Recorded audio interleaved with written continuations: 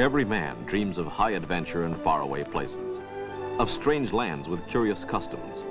The open road is to him what the open range is to the wild Mustang. A man dreams of the day he and his family can share the joys of travel together. Every year we make it possible for thousands of Americans from all walks of life to make their travel dreams come true. And we can do it for you too.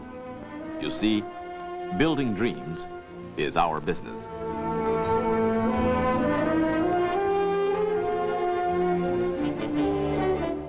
Increased popularity of the mini car, we figured it wouldn't take long for some manufacturer to introduce a mini trailer, and we found one. It comes from the trailer state of Indiana, and it features a fifth wheel type of hitch that allows you mobility that you wouldn't believe.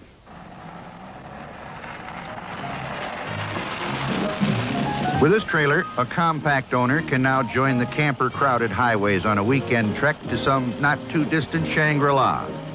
The trailer hitches to a reinforced point about midway on the roof of the car. This makes the coupling more secure, thus eliminating sway, floating, and jackknifing. The trailer itself is very light, and this hitch assembly distributes the weight evenly over all four wheels of the car. The unit contains a full bath, kitchen sink, range, closet space, and according to the manufacturer, enough sleeping room for 4 adults, or 2 adults and 3 children. However, we suggest that the occupants be friendly. Of course, after spending several hours en route in this car, they'll either be good friends or bitter enemies. We've heard of maneuverability, but 360 degrees? If Dad performs a few of these gyrations while the family is having breakfast, there could be a trailer load of trouble. The trailer is built especially for small domestic and imported cars, and closely matched with the wheel track width to make for easier running in mud or snow. It does have some degree of aerodynamic styling, which is designed to reduce drag and give better mileage. Our tests with the Beetle providing the power averaged between 18 and 20 miles per gallon. Some call it just another little car gimmick, but good, bad, or indifferent, it does give the mini car passengers some place to go to stretch their legs. Well, that's one way to go, but don't take too many, and make sure they're friendly, because it do get mighty crowded. Right now it's quitting time. We have to leave you, but we'll be back with some wild racing action next week at the same time, so pull in, won't you? Until then, this is Bud Lindeman, reminding you to drive carefully, show a little courtesy, and you'll have a much happier trip. Bye-bye.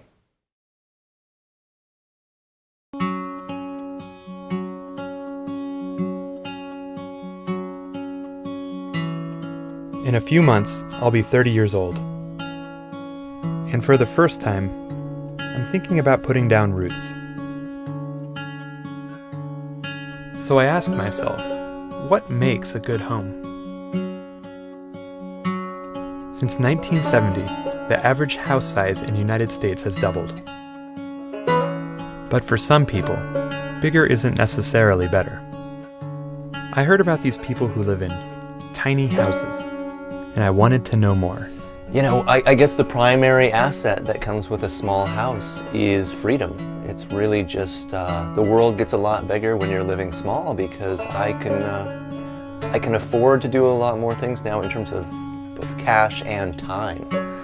The whole world is now my living room. The interesting thing about the tiny house movement is whether we can turn it into an innovation. Can we scale it up? Can we learn from it how to build more sustainable communities by thinking a little smaller? So we don't all have to give up all our material possessions and live in 89 square feet. But let's think about maybe giving up our McMansions and building a little smarter.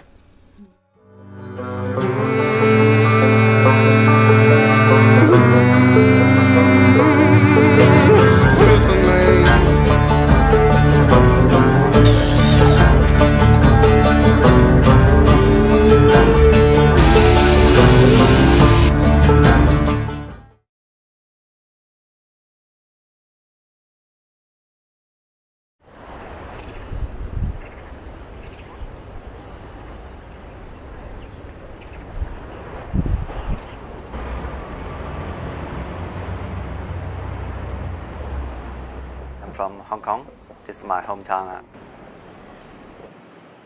Hong Kong now is unreasonably, if you buy an apartment, actually unreasonably high. Hong Kong now is even more expensive than Paris and Monte Carlo.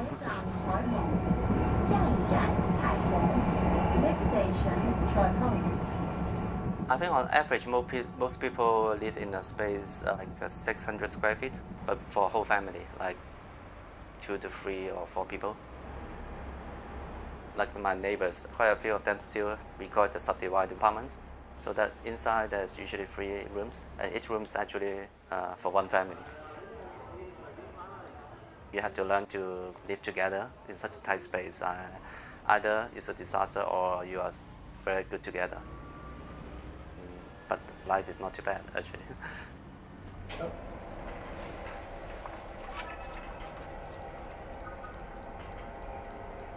This is 360 square feet. This is actually my home for almost 40 years, and the beginning is the home of my whole family. My parents, I have 3 young sisters, and even we sublet a room to outsiders. At the beginning, there's actually 3 rooms here, you couldn't imagine. So the idea is, mine is almost like a time-based design.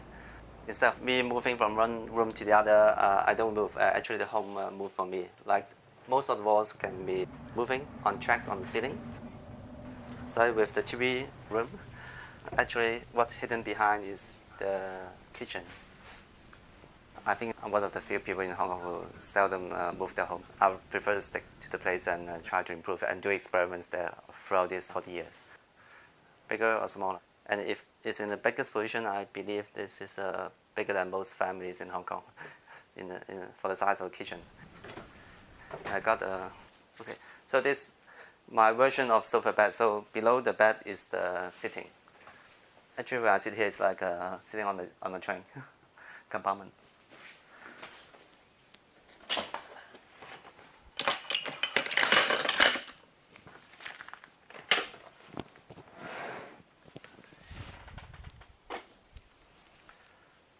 Well, I'm not joking because of this movement. I think this is also a gym for me as well.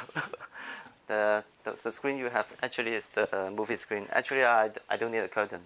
This is my curtain. It's not that big actually, but since my home is so small, so you feel like it's really big, the screen. I remember when I visited a friend who got their big house, and then we watched television, and even though the television is big, but the living room is too big, so we are like, I need a telescope almost. Actually, next month I will have like 10 people coming here. Standing capacity is 20. I think it's good, nice proportion. You don't need to yell at each other. It's nice also to see the reflection, double. It's like double or triple. My idea of the mirror is actually not to have the reflection mainly. It's a side effect, but the main idea is to hide away the tracks because it's quite pleasant actually. I always argue actually how big you need for your home. And also if you are in the big cities, you are using a lot of resources of the city. So you're not just living in your home. Yeah. So the city should be your home. So in that sense, what you need to occupy in your private home doesn't need to be that big sometimes. Yeah, because you should be always out of your home, enjoying life in the city with your friends, with your family. So what I argue is the city is your home, not just your home.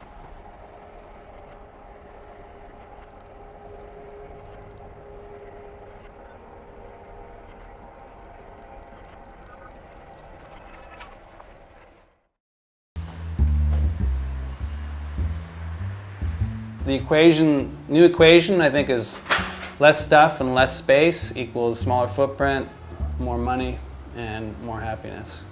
This is intense. Someone lived here? Yeah, woman lived in it for 40 years. This is the kitchen and the bathroom. This was the original apartment.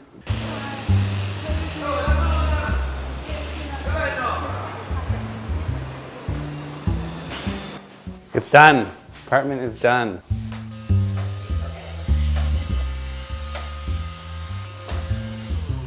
So I can live in it now.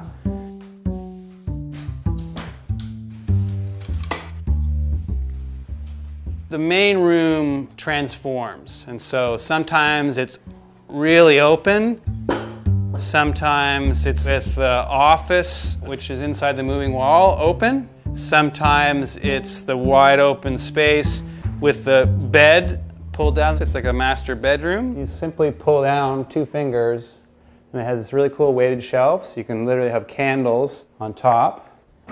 That becomes the support. There is just a ton of storage here. And then if guests are coming over, guests come, you pull the moving wall out. Pull this out.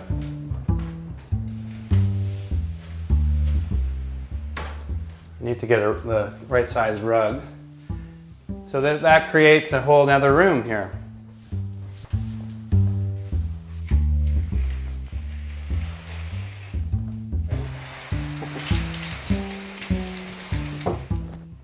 Have a nice nap. What's that? Have a great nap. You don't hear me. I had to actually yell. Do you think that this is something that anybody can have? It's probably cost quite a bit. Yeah, it was expensive, but it's a prototype. We were trying a lot of new things, and so yeah, it was definitely expensive, but we believe that we can do this at scale at a reasonable cost. The kitchen around this table, so this comes out like this, and then you just pull. It'll obviously going to cost more than your standard apartment on a per square foot basis. Yeah, I mean, this takes a couple of minutes to do, for sure. It's also, when you're preparing for a dinner for 10, any normal dinner for 10, you're doing a bunch of preparation, putting on. But the point is, you're buying a 400 square foot apartment, but it's got the functionality of 500, 600, 700 square feet, so you're basically getting stuff for free. This is a full dining room now, so sit down for 10, still lots of space, bathroom's right there.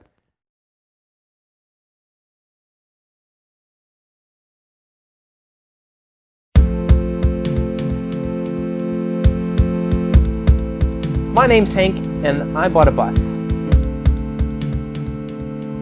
This last semester I was beginning my final semester as a graduate architecture student, and I was tired of doing projects that existed only on paper and at the end of the semester meant nothing to anyone.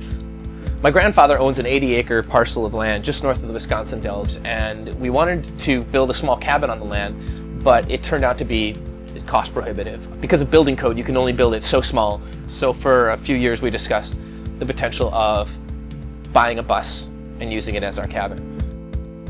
A week before I was going to start my thesis, I had no idea what I was going to do for our final project, so I impulsively bought a school bus, hoping the school would let me park it here and that I could justify it as a final project. In order to design and build a bus in 15 weeks, I didn't have time to focus on anything but the physical construction of the bus. I was so busy with figuring out how the systems would all come together that I didn't have time to address the issues that the bus raises. The final presentation was fantastic. We had a great discussion with a number of professional architects, instructors, and even a producer from NPR came to the final review. The critics encouraged me to continue the project, to explore these ideas, and most of the time it's kind of a throwaway. They understand that you don't have time or the interest really in continuing a project, but I really felt passionate about this project and I am driven to continue it.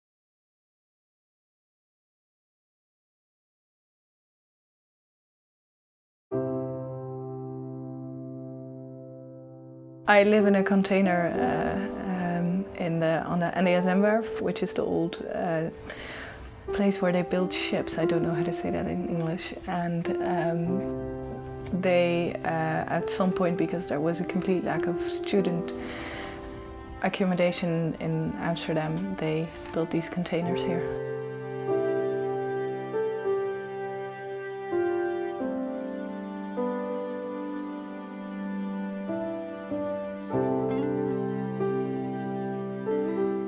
I'm Latara Schellen.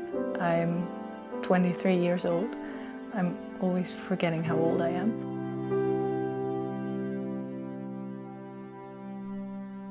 I wouldn't want to have a big house, no. Maybe I would want to have a small garden, but just for own vegetables or something like that. I would really like that, but I really wouldn't live in a big house. I would actually, a friend of mine just who was the same age bought this huge house. She has a good job, and I got in there. I visited a couple of weeks ago, and I just hated the idea that I should have this big house and that responsibility and taking care of all that. It sort of freaked me out. I prefer having this small space, yes. For me, it's quite big because the place I had before here was half of the size, and I have everything here. I have a kitchen, I have a bathroom, and a place to sit, and a place to study, and a place to eat and to sleep. 1, 2, 1, 2,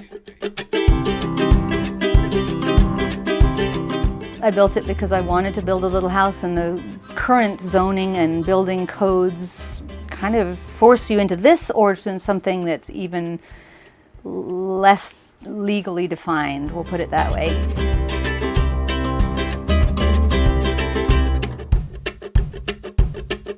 You know, the idea of jumping between apartments and roommates for, you know, the next several years doesn't really appeal to me.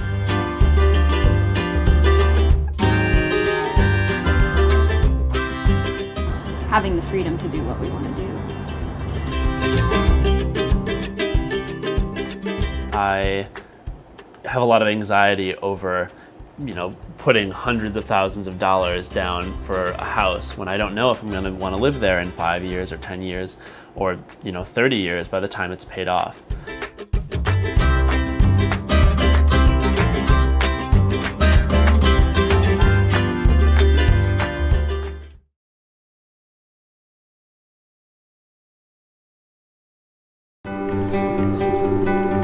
Hello, this is Gregory Klain. We're in Oakland, California right now at my shop where I make homes for the homeless.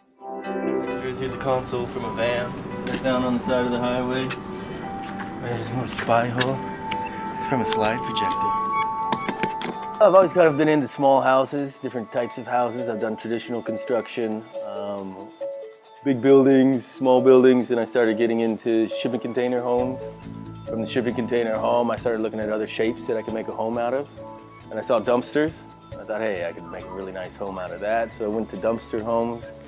And then while I was doing the dumpster homes, I got a smartphone. All of a sudden I had a camera. So I went around and documenting all the homeless people around me and the little shelters that they built. And realizing, you know, they do have homes. It isn't that they are homeless, they make their own homes. And these homes are made out of items that they find on the street. You know, if we were such a good, rich society and we got so much and billions of dollars and people can have these huge homes and yachts and private airplanes, but you still have people on the street. You know, it speaks bad for all of us, really. I mean, it seems like if you made society as a whole better, it improves everyone's life, you know? When you do the books, it's cheaper just to get them a home. You just show me home, huh? Yeah, we have it because we had to move. The city wants us to move again. Oh, you getting ready to move? Yeah, no, they want us to, so that's why I contacted you. We straightened out. And I didn't set out to save the homeless, and I don't think that this is the only answer. It's maybe one exploration into it, but you know, it's nice. I mean, it does feel good. It does feel good to bring people together. It's fun for me to build these things. It's fun to, you know, build a rapport with the homeless because they're people.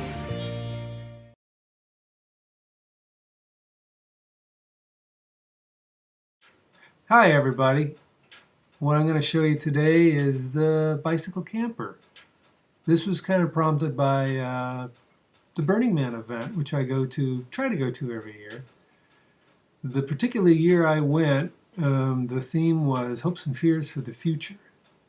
I chose fear. Right around that time, the bird flu was kind of the scare of the day. And I thought, what would happen if there was a pandemic situation where you wouldn't want to be in the city and you needed to survive?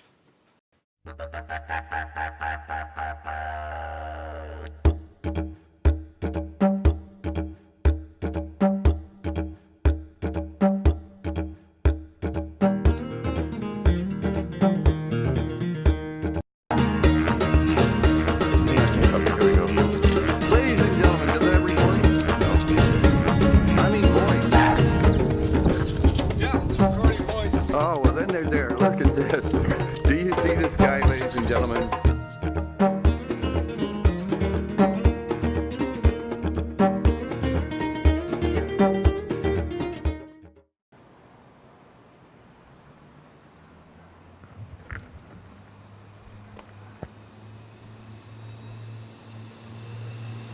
It's about in the middle of these, it's basically in the center of those two spaces. So it's 11 feet and 3 inches. So it's the Avalon Co-op, mostly in an apartment building.